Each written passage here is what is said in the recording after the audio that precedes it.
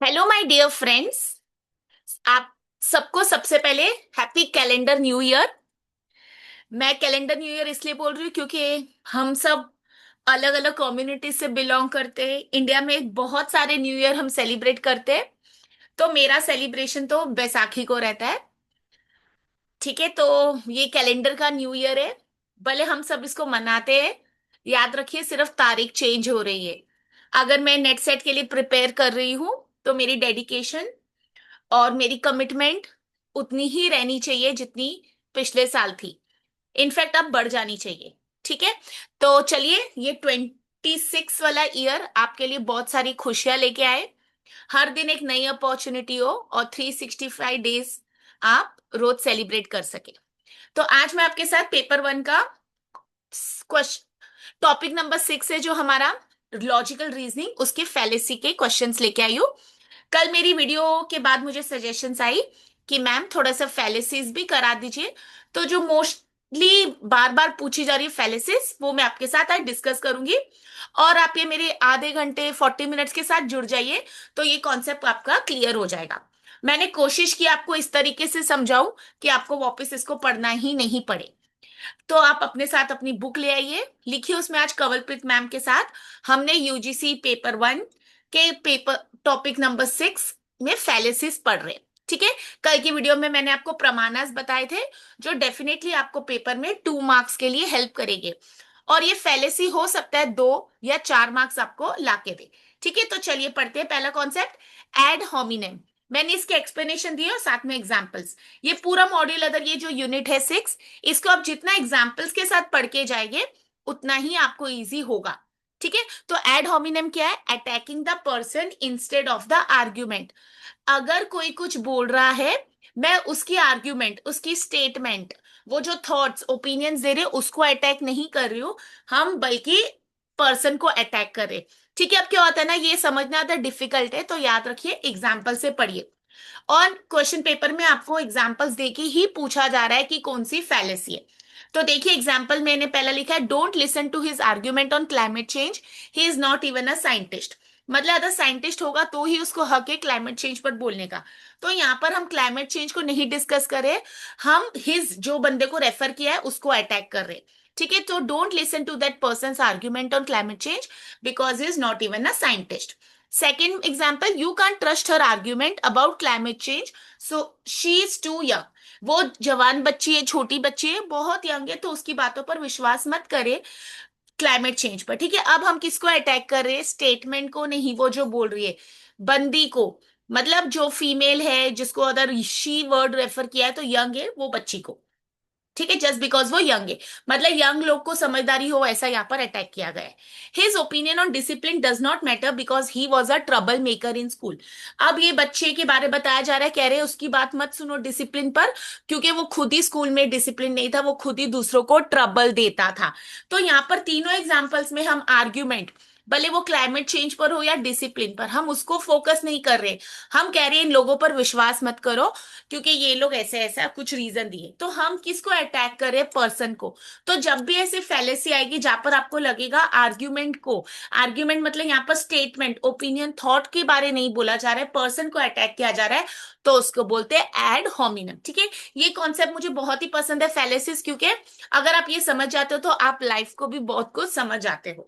ठीक है, तो हमें समझ आता है लोग हमसे कैसे बातें करते हैं या कैसे मैनिपुलेट भी करते हैं। तो पहला कॉन्सेप्ट है एड होमिनम। ठीक है, जितना एक्सप्लेनेशन है easy, attacking the person instead of the argument, तो पर्सन को टारगेट किया जा रहा है। मेरे साथ वीडियो के अंत तक बने रहिए, आपके फैलेसीज और 2 या 4 मार्क आपके पक्के हैं। ठीक है, सेकंड चलते हैं स्ट्रॉमैन। अब स्ट्रॉमैन फैलेसी क्या बोलती है? You are misrepresenting the opponent's argument to make it easier to attack. अब जो सामने वाला आपके बोल रहा है, आप क्या कर रहे हो? आप उसकी आर्ग्यूमेंट को क्या कर रहे हो? मिस रिप्रेजेंट कर रहे हो। वो जो बोलना चाहते हैं आप उसका अलग मतलब निकाल रहे हो। ठीक है, ताकि अटैक करना बंदे को इजी हो। अब दोनों में क्या डिफरेंस है पहले और इसमें, ये भी समझ लीजिए। एग्जाम्पल है, he wants to reduce military spending so he wants the country to be defenceless. अभी ये सपोज कोई मिनिस्टर के बारे बोला जा रहा है या कोई पॉलिटिकल पार्टी के बारे, कह रहे हैं उनको मिलिट्री के ऊपर खर्चा कम करना है, तो इसका मतलब वो country so he wants a country to be defenceless. तो अब वो चाहते हैं कंट्री, मतलब इसका निकाला जा रहा है कि कंट्री को वो डिफेंसलेस बनाना चाहते हैं। ठीक है, तो यहाँ पर किसको अटैक कर रहे हैं, यहाँ पर किसके आर्ग्यूमेंट को फोकस किया जा रहा है, हम जो बंदा बोल रहा है उसकी बातों को। उनका कहने का मतलब था रिड्यूस करें मिलिट्री स्पेंडिंग, बट इन्होंने तो यहाँ पर बोल दिया अगर ये रिड्यूस हो गई तो वो कंट्री को डिफेंसलेस बना देंगे, जो कि ऐसा मतलब नहीं था। Second example, he says homework should be reduced, so he want students to learn nothing. अब कोई बोल रहा है, एजुकेशन मिनिस्टर सपोज अगर बोल रहे हैं कि होमवर्क, या टीचर बोल रहे हैं होमवर्क को कम कर देना चाहिए, ठीक है, उसका ये मतलब नहीं है कि स्टूडेंट्स इससे पढ़ नहीं पाएंगे, कुछ सीख नहीं पाएंगे, बट उसको ऐसे एक्सप्लेन किया जा रहा है क्योंकि उन्होंने बोल दिया होमवर्क कम कर दो, so he want students to learn nothing. मतलब बच्चों को होमवर्क नहीं देंगे तो बच्चे कुछ भी नहीं पढ़ेंगे। ठीक है, हम क्या कर रहे हैं, ओपोनेंट की आर्ग्यूमेंट स्टेटमेंट उन्होंने जो बोला उसको उल्टा कर रहे हैं, मतलब निकाल रहे गलत। She supports environmental laws, so she wants to shut down all the factories। वो कह रही है हमको इन्वायरमेंटल लॉस को सपोर्ट करना चाहिए, बट उसने ये नहीं बोला कि अगर इन्वायरमेंट को प्रोटेक्ट करना है तो सारी फैक्ट्रीज बंद कर दो। ठीक है, क्योंकि सारी फैक्ट्रीज बंद कर देगी तो नहीं चलेगा। तो यहाँ पर क्या हुआ, मिस रिप्रेजेंट किया गया बंदे की आर्ग्यूमेंट को, ताकि उसको अटैक करना इजी हो। पता है, लोगों का ध्यान बदल देना बातों में, अक्सर लोग लड़ाई में पॉलिटिक्स में ऐसे करते। ठीक है, तो पहले में हमने क्या किया, अटैक किया, किसको अटैक किया, पर्सन को, इंस्टेंट ऑफ द आर्ग्यूमेंट। अब दूसरे स्ट्रॉमैन में हम क्या कर रहे हैं, वो एड होमिनम था। स्ट्रॉमैन में हम क्या कर रहे हैं, हम ओपोनेंट की आर्ग्यूमेंट को ही मिसरिप्रेजेंट करके बता रहे हैं ताकि लोग उसका गलत मतलब निकाले। ठीक है, तो याद रखिए एड होमिनम का कीवर्ड क्या याद रखना है आपको, कि अटैकिंग द पर्सन, और स्ट्रॉमैन में आपको क्या रखना है, misrepresenting the opponent's argument. Third पर चलते हैं, appeal to authority, relying on an unqualified authority, हम भरोसा कर रहे हैं जिस बंदे के पास अथॉरिटी नहीं है। ठीक है, this medicine works because of famous actor सुर। अब मेडिसिन के लिए डॉक्टर होने चाहिए, वेद होने चाहिए, बट या एक्टर बोल रहा है। ठीक है, तो ये गलत है। This phone must be the best because of famous athlete use. अब फोन और एथलीट, मतलब एथलीट अगर स्पोर्ट्स के बारे में कुछ बोलेगा तो ठीक है, बट या तो वो फोन के बारे में बोल रहा है। A popular singer said this diet work so it must be true. अब एक सिंगर को गाने, लिरिक्स या म्यूजिक की नॉलेज होगी, बट यहाँ पर वो डाइटिशियन के बारे बता रहा है, डाइट के बारे, तो जो डाइटिशियन का काम है। तो यहाँ पर क्या हो रहा है, अपील टू अथॉरिटी, मतलब याद रखिए वो बंदा उसके काबिल नहीं है फिर भी बोल रहा है, तो अथॉरिटी से याद रखिए। तो अपील टू अथॉरिटी मतलब you are relying on an unqualified authority. जैसे अभी हम कितनी बार एडवर्टीजमेंट्स में देखते, कोई आके बोलता है आप रियल जूस पियो, कोई बोलता है मैगी खाओ, ठीक है, कोई बोलता है कोलगेट यूज करो। तो अगर जो लोग उस फील्ड से नहीं है और उसके बारे बता रहे हैं तो उसको बोलते हैं अपील टू अथॉरिटी। तीनों में कीवर्ड्स अब तक क्या याद रखने थे, जैसे मैं बार बार रिपीट करूं ताकि आपको लर्न हो जाए। पहले में अटैकिंग द पर्सन, स्ट्रॉमैन में miss representing the opponent's argument, और थर्ड में अपील टू अथॉरिटी मतलब अनक्वालिफाइड अथॉरिटी। कीवर्ड्स याद रखिए, एग्जाम्पल अपने आप लर्न हो जाएंगे। चलते चौथे कॉन्सेप्ट पर, अपील टू इमोशन। अभी यहाँ पर using emotions instead of logic to persuade. अगर आप एडवर्टाइजिंग कॉमर्स के स्टूडेंट है, इंश्योरेंस के स्टूडेंट है, तो आपको पता है कुछ चीजें हम कैसे लोगों को कन्विंस करते हैं। ठीक है, जैसे वैलेंटाइंस के टाइम हम कैडबरी यूज करते हैं, सैलरी आई है तो मीठा खाना है। सो यहाँ पर आप क्या यूज कर रहे हो, लॉजिक नहीं यूज कर रहे हो, आप इमोशंस यूज कर रहे हो। If you don't donate this children will starve. अब किसी को आप ऐसे कन्विंस कर रहे हो डोनेशन के लिए, तो बोल रहे हो अगर आपने इनकी सहायता नहीं की तो ये बच्चे भूखे मर जाएंगे, तो आप क्या यूज कर रहे हो, emotions. Think of the poor children, agree with this plan. अगर आप ये प्लान को सोच अच्छा मान लोगे, फॉलो कर लोगे, इंप्लीमेंट कर लोगे, तो क्या हो जाएगा, बच्चे जो गरीब है उनका भला हो जाएगा। ठीक है, emotions. If you love your country you will support this this. अब बस इमोशंस पर आ जाओ, पेट्रियोटिज्म पर आ जाओ, नहीं तो लड़ाई हो जाएगी। तो अगर आप अपने देश से प्यार करते हो आप ये डिसीजन को सपोर्ट करो। तो आप यहाँ पर क्या यूज करो, appeal to emotions, directly word है इमोशंस, तो you are using emotions instead of logic to convince someone. Next है फॉल्स कॉज। अब इसका दूसरा नाम है पोस्ट हॉक। ठीक है, फॉल्स कॉज पढ़ते क्या है, assuming one event caused another without proof. इसकी वजह से ये हुआ और हमारे पास कोई प्रूफ नहीं है। ठीक है, तो एग्जांपल है, I wore my lucky shirt and we won the match, the shirt cause the win. अब मैच हम खेलने गए थे अपनी मेहनत से, बट हम हर बार अपनी लकी शर्ट पहनते तो जीत जाते, ये हम सबके साथ होता है। तो ये फॉल्स कॉज है। पोस्ट हॉक का मतलब हम एज्यूम करें कि हमने अपनी शर्ट जो लकी है वो पहनी इसलिए हम जीत रहे, हम इसमें मेहनत सपोर्ट सब छोड़ रहे।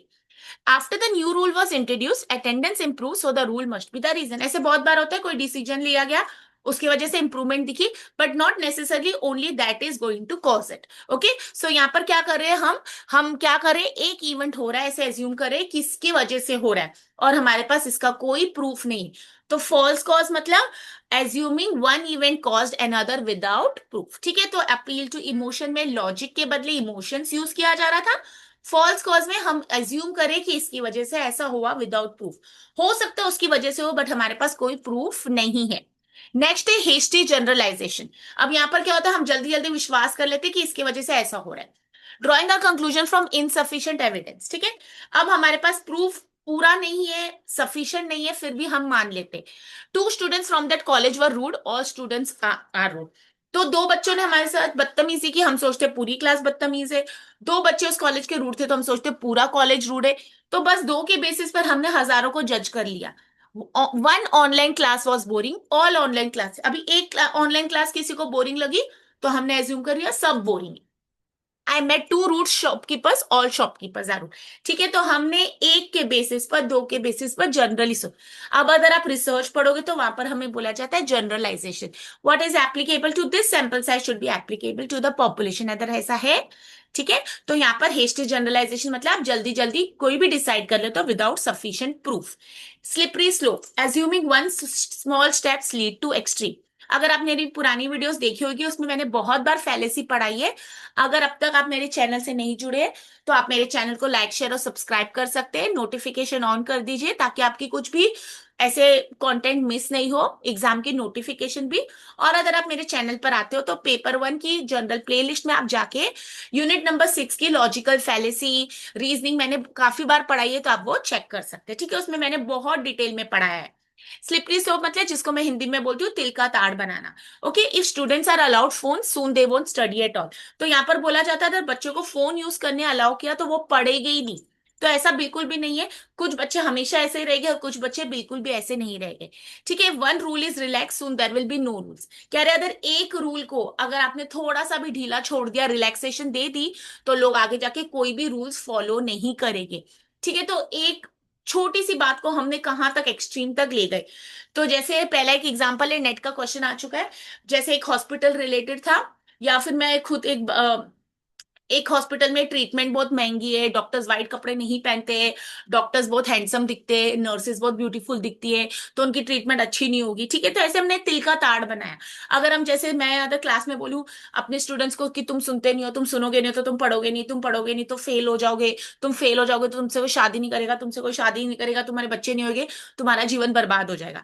ठीक है, नॉट नेसेसरी ना, तो ये हम तिल का ताड़ बना रहे हैं। तो स्लिपरी स्लोप मतलब assuming one stop leads to extreme, एकदम एक्सट्रीम लेवल पर जा रहे।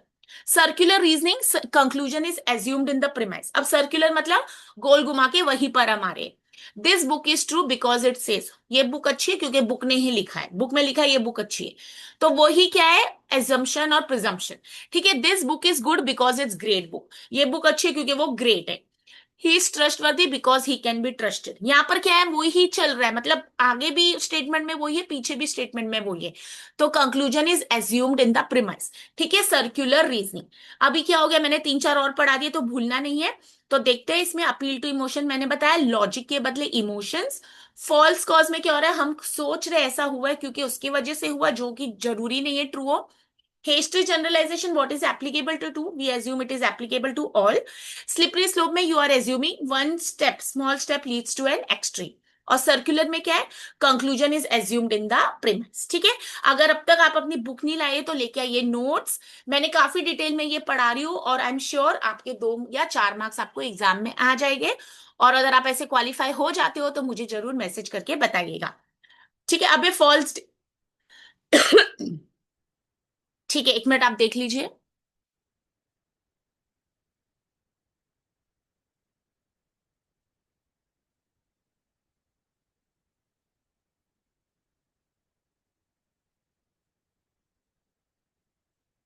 dilemma, dilemma. ठीक है, चलिए आगे बढ़ते हैं। नेक्स्ट है फॉल्स डिलीमा। ठीक है, अब ये का मतलब क्या है, presenting only two options when more exist. अब इसमें क्या है एक्सप्लेनेशन, फॉल्स डिलीमा मतलब दो ही चीज हमको मिली जाएगी ऑप्शंस। तो you are either with us or against, या आप मेरे साथ हो या आप मेरे साथ नहीं हो, मतलब कोई मिडवे है ही नहीं। Either you study science or you will fail in life, अगर आप साइंस नहीं पढ़ते तो आप फेल हो गए। फिर you are either with us or against, ठीक है, वो रिपीट हो गया। ओके, तो फॉल्स डिलेमा में क्या होगा, you are presenting only two options when more exist. हो सकता है ना यहाँ पर साइंस नहीं लो, आप दूसरे कोर्सेज लो या दूसरे ऑप्शंस लो, बिना पढ़े भी क्वालिफाई हो जाओ, या बिना डिग्री लेके भी आपने अपना करियर बना लिया, ठीक है। बट हम यहाँ पर क्या कर रहे हैं, हम प्रेजेंट करें कि दो ही ऑप्शंस होते हैं। ओके, तो फॉल्स डिलेमा, तो you are either with us or against us, and either you study science or you will fail in. Next है बैंड वैगन फैलेसी, ये तो याद रखिए पॉपुलर है। सब लोग आईफोन इसलिए खरीद रहे हैं, ऐसा है क्या वो बहुत अच्छा है, जरूरी नहीं है। वो सब लोग इसलिए खरीद रहे हैं क्योंकि उसमें स्टेटस है। तो popularity is used as a proof. Everyone is buying this product so it must be good. Most students like this teacher so she must be the best. अब एक फेवरेट टीचर बनने के लिए बहुत मेहनत करनी पड़ती है, और एक अच्छी टीचर बनने के लिए भी बहुत मेहनत करनी पड़ती है। तो आप याद रखिए आपको कौन सी कैटेगरी में आना है। फेवरेट टीचर बनके ये मतलब नहीं है कि आप बच्चों को क्वेश्चंस डिस्कस कर दो या फिर उनकी हर चीज को इग्नोर करते जाए, ठीक है। तो याद रखिए जब हम टीचर बन जाते हैं हमें मैच्योर रहना है। कुछ ऐसी चीजें जो हमको क्लासरूम में कभी नहीं बोलनी चाहिए, कुछ ऐसी चीजें जो हमें क्लासरूम में बेयर करनी पड़ती है, ठीक है। रिमेंबर, जब भी अगर कभी ऐसा सिचुएशन आती है, I always believe that students are considered as immature and teachers are considered as mature. Student तो छोटा है, टीचर बड़ा है, तो कभी ऐसे सिचुएशंस आ जाती है, कोई कोई आपको प्रोवोक हो रहा है या फिर आपको लगता है आपको ये बोलना चाहिए, कंट्रोल करना सीखिए, क्योंकि एक टीचर बनना भी बहुत बड़ी जिम्मेदारी है, ठीक है। तो यहाँ पर हमेशा याद रखिए बहुत सारी चीजें, फेवरेटिज्म से हमको बाहर रहना है। Everyone believes this rumour so it has to be true. सबको लगता है ये रूमर ट्रू है तो ये सच ही होगा, ठीक है। तो बैंड वैगन मतलब जो पॉपुलर है उसको एक्सेप्ट कर ले। सब लोग न्यू ईयर की पार्टी कर रहे हैं इसलिए हम लोग कर रहे हैं, भले ये हमारा न्यू ईयर है या नहीं। ओके, फिर है नेक्स्ट रेड हेरिंग। अब रेड हेरिंग में क्या है, distracting from the main issue. हम मेन इशू को भूल जाते हैं और दूसरी तरह डाइवर्ट करते हैं। अक्सर ये क्या होता है, छोटे बच्चे जब जिद करते हैं तो मम्मी डाइवर्ट करने की कोशिश करती है। Why worry about pollution when unemployment is है। अब कोई बोल रहा है पॉल्यूशन के बारे क्या ही सोचना जब अनएम्प्लॉयमेंट देश में इतनी सारी है, ठीक है। पॉल्यूशन के बारे क्या सोचे जब लोगों के पास जॉब्स ही नहीं है। दोनों अलग कॉन्सेप्ट है। Why worry about cheating when the cafeteria food is bad. Cheating के लिए क्या सोचना है, कैफेटेरिया का खाना ही बेकार है, तो ये देखिए अलग मतलब है।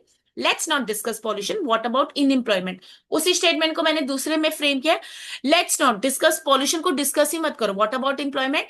तो हम क्या करें, हम मेन इशू से उसको डिस्ट्रैक्ट करें, मेन इशू तो मुद्दा ही नहीं बना। Appeal to tradition, appeal to tradition मतलब अब जो पुराने टर्म से चलता आ रहा है उसको ही मान के चले। तो you are justifying something because it's old or traditional.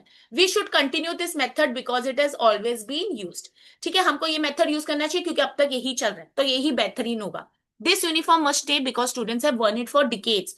यही यूनिफॉर्म रखो, चेंज मत करो क्योंकि लोग 10-10 सालों से पहन रहे हैं। We shouldn't change the syllabus, it worked in the past. Syllabus मत पिछले बच्चों ने पढ़ के सक्सेसफुल हुए तो अभी भी हुए। तो क्या हो रहा है, हम जो चल रहा है उसको चलने दो। अपील टू ट्रेडिशन जो है उसको रहने दो। Appeal to ignorance, claiming something is true because it has not been disproven. ठीक है, हम क्लेम करें किसी चीज को ट्रू क्योंकि उसको किसी ने फॉल्स प्रूव ही नहीं किया, ओके, डिसप्रूव किया ही नहीं है। तो यहाँ पर इग्नोरेंस है हमारा। No one has proven ghost don't exist so they must exist. किसी ने बोला कि भूत नहीं होते, किसी ने प्रूव किया भूत नहीं होते, तो मतलब भूत होते होंगे। No one has proven this method is wrong so it must be right. किसी ने बोला ही नहीं आज तक ये प्रूफ मेथड रॉन्ग है, तो इसका मतलब तो ये सही होगा। There is no evidence ghost aren't real so they exist. कोई एविडेंस ही नहीं है कि गोस्ट रियल नहीं, तो मतलब वो हो गए, ठीक है। तो अपील टू इग्नोरेंस मतलब you are claiming something is true because nobody has disproven it. Okay, तो देखते थोड़ा सा और अभी रिवाइज करते हैं। बैंड वैगन में पॉपुलैरिटी याद रखनी है, रेड हेरिंग में डिस्ट्रैक्शन डाइवर्जन डाइवर्ट करना याद रखना है, अपील टू ट्रेडिशन जो चल रहा है उसको चलने दो, अपील टू इग्नोरेंस मतलब कुछ ट्रू है क्योंकि किसी ने उसको फॉल्स नहीं बताया। Okay, composition fallacy, assuming whole has some same property as parts. Okay, what is applicable to whole is applicable to parts, what is applicable to parts is applicable to whole. तो composition of fallacy है, तो दूसरा division है, दोनों को साथ में पढ़ते हैं। कॉम्पोजिशन में क्या है, each part of the machine is light so the machine is light. Machine के सारे पार्ट्स हल्के हैं तो मतलब मशीन भी हल्की है। मतलब ऐसा नहीं बोला गया कि मशीन के हल्के हल्के पार्ट्स मशीन को भारी बना दी। Every chapter is interesting therefore the whole book is int. हर एक चैप्टर अच्छा है तो पूरी बुक अच्छी होगी।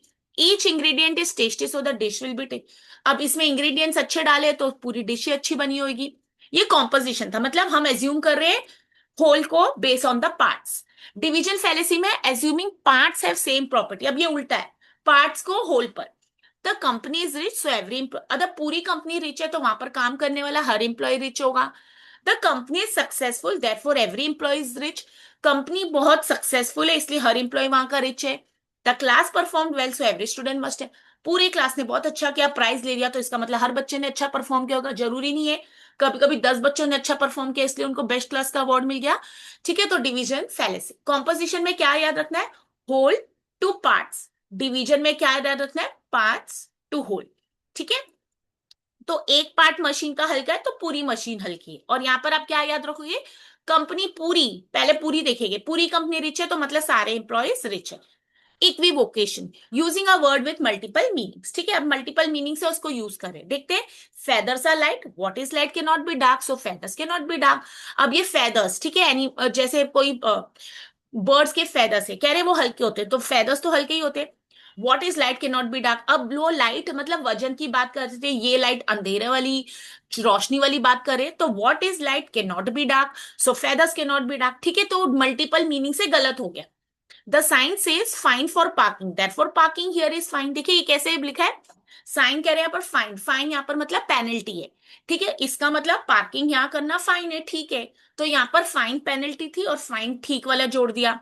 ही has a good heart therefore his heart must be happy, उसका दिल अच्छा है मतलब वो काइंड है, हेल्प करते हैं, तो इसका मतलब उसका हार्ट हेल्दी होगा। ठीक है, तो क्या किया हमने, इक्विवोकेशन, मल्टीपल मीनिंग्स को यूज किया। अपील टू फोर्स, नेक्स्ट वाला, using threats instead of reasoning. अब आप यहां पर क्या यूज करो, थ्रेट्स, आप धमकी पावर यूज कर रहे हो, किसके बदले, रीजनिंग के बदले। अग्री विथ मी और you will lose your job, boss ने किया, हेड्स ने किया, मेरे साथ अग्री करो नहीं तो तुम्हारा जॉब गया। अग्री विथ मी और आई रिपोर्ट, अगर आप मेरा साथ नहीं देते हो तो मैं आपकी कंप्लेंट कर दूं। If you don't support this idea you will be punished, अगर आप हमारे आइडिया को सपोर्ट नहीं करते हो तो आपको पनिशमेंट मिले। ठीक है, तो अपील टू फोर्स ये तो नाम से ही समझ आया। बेगिंग द क्वेश्चन, ये याद रखिए, इसमें बहुत कैंडिडेट्स कंफ्यूज हो जाते हैं। प्रीमाइस एज्यूम्स द कंक्लूजन, ठीक है, जो प्रीमाइस है वो एज्यूम करता है कंक्लूजन। पढ़ते हैं, गॉड एग्जिस्ट बिकॉज बाइबल से so and the Bible is true because God wrote it, पहले तीनों पढ़ते हैं। This law is necessary because it is required, he is guilty because he committed the crime. ठीक है, तो प्रीमाइस एज्यूम करती है कंक्लूजन। अब प्रीमाइज और कंक्लूजन क्या है वो अगर आप मैं आपको बताऊंगी तो इसका मतलब आपकी प्रिपरेशन नहीं हुई है। ठीक है, अब पढ़ते हैं ये third example, he is guilty, वो गलत क्यों है, बिकॉज उसने क्राइम कमिट किया, तो यही तो प्रीमाइज और कंक्लूजन एक ही बात बोल रहे। The law is necessary because it, law क्यों जरूरी, बिकॉज इसकी जरूरत है। God exist because Bible says, God इसलिए क्योंकि बाइबल बोल रहा है, एंड बाइबल इसलिए ट्रू है क्योंकि गॉड ने लिखी है, तो गॉड और बाइबल सेम बात हो रही है। तो बेगिंग द क्वेश्चन, ठीक है, अब आप इसको किससे कंफ्यूज होने वाले तो वो भी आप साथ में पढ़ लीजिए। Okay, begging the question, premise assumes the conclusion. False analogy, comparing two unlike things incorrectly. अब unlike things मतलब सिमिलर नहीं है बट हम उनको कंपेयर कर। Employees are like nails they must be hit to work, ठीक है, एम्प्लॉयज को नेल्स, नेल्स कौन से, हथौड़े से जो करते। Running a school is like learning a factory, student should be treated like. अभी वो कंपेयर क्या करे, स्कूल और फैक्ट्री को आप कंपेयर नहीं कर सकते। स्कूल में आपके छोटे बच्चे होते हैं तो स्टूडेंट्स को आप मशीन्स की तरह ट्रीट करो, क्योंकि फैक्ट्री में मशीन्स, ऐसे तो नहीं हो सकता, इंसान है वो। Teachers are like parents, so they should control every choice students में। टीचर्स भी तो भगवान है, पेरेंट्स है, तो टीचर्स हर चीज कंट्रोल कर सकते हैं, ऐसे नहीं होता, आजकल तो पेरेंट्स भी नहीं कर पाते। तो यहाँ पर क्या हो रहा है, फॉल्स एनालॉगी मतलब you are comparing two unlike things incorrectly. Okay, तो फिर आके टू क्यों, ठीक है, अब ये थोड़ा सा अलग सा है, मतलब नाम भी अलग सा है, आप कैसे प्रोनाउंस करते हैं आप देख लीजिए। Dismissing an argument by accusing hypocrisy, ठीक है, अब यहाँ पर क्या होता है ना, दोगलापन जैसे हम कहते हैं, तो डिस आप एक आर्ग्यूमेंट को डिसमिस कर देते। You tell me not to smoke but you, तुम मुझको क्या बोल रहे हो नहीं स्मोक करो, तुम तो खुद स्मोक करते हो, तो हम कहते हैं ना दोगले लोग हैं। You say lying is wrong but you have lied, आप कह रहे हो झूठ बोलना पाप है बट आप पहले तो आप भी झूठ बोल चुके हो। You tell me to save money but yet to buy expensive thing, मुझे क्यों पैसा बचाने के लिए बोल रहे हो, आप खुद ही इतना खर्चा करते हो। तो you are dismissing an argument by accusing hypocrisy, ठीक है, दोगलापन। तो टू क्यों, ओके। तो ये मैंने आपको आज 20 फैलेसीज कराई विथ एग्जांपल्स, ऑलमोस्ट मैंने आपको तीन तीन एग्जांपल दिए। तो अब आप एग्जांपल के साथ कीवर्ड को याद रखिए। एक बार फिर से ऊपर चल के थोड़ा सा रिवाइज कर लेते कीवर्ड्स। अगर अभी भी नोट्स नहीं बनाए तो मेरे साथ बनाइए फटाफट। तो पहला याद रखिए, ad hominem, you are attacking the person instead of the argument. Strawman, misrepresenting opponent's argument. Appeal to authority, unqualified authority, आप ये याद रख सकते हैं मैगी की एडवर्टीजमेंट। अपील टू इमोशन, आप लॉजिक नहीं यूज कर रहे हो। फॉल्स कॉज, आप सोचते हो इसकी वजह से हुआ। Hasty generalisation, what is applicable to one और two is applicable to all. Slippery slope, तिल का ताड़ बनाना। छोटे स्टेप से एक्सट्रीम पर चले जाना। Circular reasoning, conclusion is assumed in the premise. अब ये बैगिंग द क्वेश्चन में अगर कंफ्यूज हो रहे हैं तो दोनों को साथ में पढ़िए। फॉल्स डिलेमा, ओनली ऑप्शन हमारे पास दो हो गए। Bandwagon, popularity. Red herring, diversion, divert. Appeal to tradition, जो चल रहा है उसको चलने दो। अपील टू इग्नोरेंस, हम इसको ट्रू मान रहे हैं क्योंकि किसी ने इसको डिसप्रूव नहीं किया है। Composition fallacy, whole to parts. Division of fallacy, parts to whole.